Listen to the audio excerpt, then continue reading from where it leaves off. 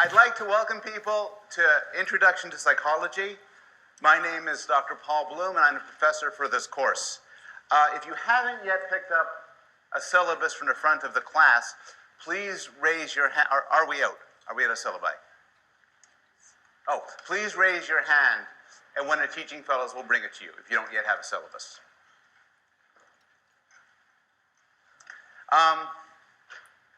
The syllabus is also available on this website. This website will become important to you should you choose to take this class. It will include the syllabus, which will occasionally be revised well in advance. Also, all of the class material will be on this site, including copies of the slides I'm presenting, including these slides right now, practice exams, and any details on the written assignments. So you'll need to use this website regularly to keep in touch with the course. Today will be a short class. What I just want to do today is orient you, tell you what this course is about. I know this is shopping period, and I want to give you a good sense of what you'd be in for if you took this course. I want to go over the style of the classes, the evaluation, the readings, and so on, and then give some examples of some of the specific topics that we'll be covering. But before I get started, I have to point out something a little bit unusual about this class. We are being filmed. This course is one of 7 courses chosen to begin the Yale University Open Educational Resources Video Lecture Project.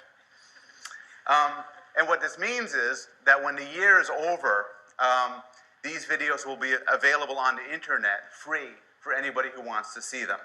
And ideally will be accessed by people across many different countries, some who would not normally have access to a university education. I see this as a good and honorable use of Yale's resources, and of course it's also part of Yale's plan for world domination. So because of this, a Yale University production team from the Center of Media Initiatives is going to be taping all the class lectures, and they're up there. The idea is that this should be as unobtrusive as possible, and the classroom experience should essentially be the same as if they're not there.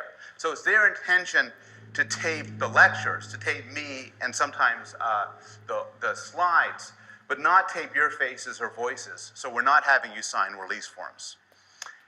2 things. One thing is, personally, I have to remind myself not to use profanity, because children may be watching, so I'll try not to do that. There's also another complexity. If you are in the front row, or the second row, or the third row, it is possible that some part of your head, your back, or even your face might end up on film.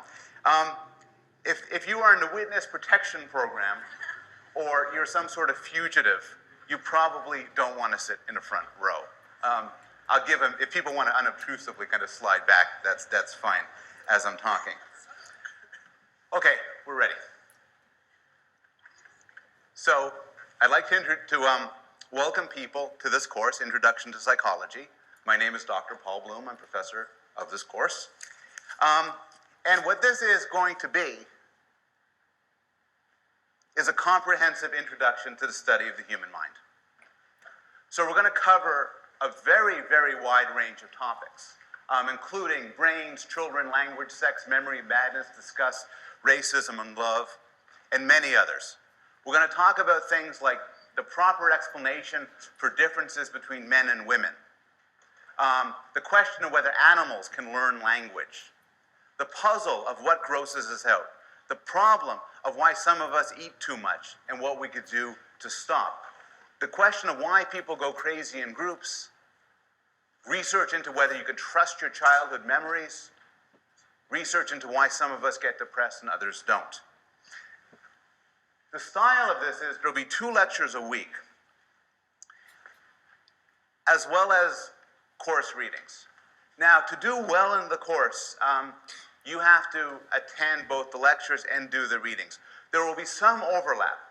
In some cases, the lectures will be quite linked to the readings, but there will be some parts of the readings that will not find their way into the lectures, and some lectures, some entire lectures, that will not connect at all to the readings. So to pursue this course properly, you have to do both. What this means is that if you miss a class, you need to get notes. And so you should get them from a friend or from the person sitting next to you. The slides are going to be made available online. So one of the things you don't have to do is you don't have to write this down. You take notes any way you choose.